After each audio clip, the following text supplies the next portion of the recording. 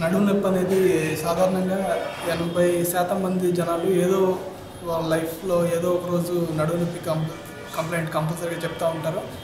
ఎక్కువ మంది నడుము నొప్పితో బాధపడడానికి కారణం ఏంటంటే మన లైఫ్ స్టైల్ ఏ విధంగా ఉంది దాని మీదే డిపెండ్ అవుతుంటుంది. నడుము నొప్పి ఎందుకు ఎక్కువగా వస్తుంటుందంటే, ఒకటి సరైన ఎక్సర్సైజ్ లేకపోవడం, లేకపోతే బరువులు మోసేటప్పుడు నడుము మీద ఒత్తిడి పెట్టి బరువులు మోయడం, రెండోది కూర్చునేటప్పుడు వర్క్ చేసేటప్పుడు కూర్చునేటప్పుడు నడుముకి సరైన సపోర్ట్ లేకుండా వంగి కూర్చోవడం కానీ ఇట్లాంటివి ఉన్నప్పుడు నడుము నొప్పి ఎక్కువ మంది వస్తుంటుంది.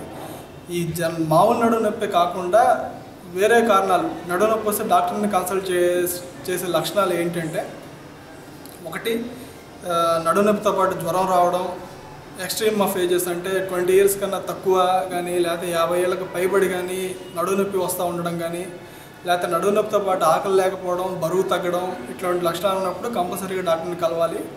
దాంతోపాటుగా నడుము నొప్పితో పాటుగా కాళ్ళు జాలుగా నొప్పి రావడం, కాళ్ళు బలహీనం అవ్వడం, ఇటువంటి లక్షణాలు ఉన్నప్పుడు కంపల్సరీగా డాక్టర్ని సంప్రదించాలి.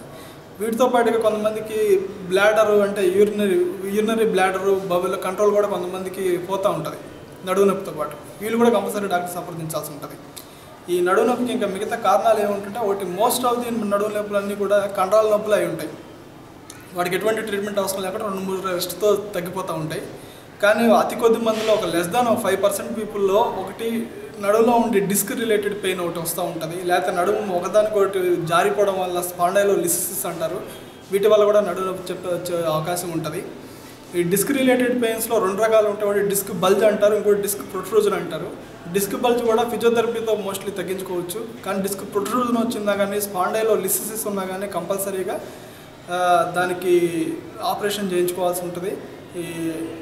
ఈ డిస్క్ ప్రొట్రూజన్ కూడా ఆపరేషన్ ఓపెన్ చేయకుండా చిన్న హోల్ పెట్టి మైక్రోస్కోప్తో తీసే అవకాశాలు ఉన్నాయి. వాళ్ళు 1-2 రోజుల్లోనే తిరిగి వర్క్కి వెళ్ళిపోయే అవకాశం ఉంటుంది. ఈ డిస్క్ స్పాండైలోలిసిస్ వచ్చేటప్పటికి అది కంపల్సరీగా ఇంటర్వర్టెబ్రల్ బాడీ ఫ్యూజన్ అనే ఆపరేషన్ ఉంటుంది. అది కంపల్సరీ చేయించుకుంటే వాళ్ళు కూడా ఫ్యూచర్లో హ్యాపీగా ఉంటారు.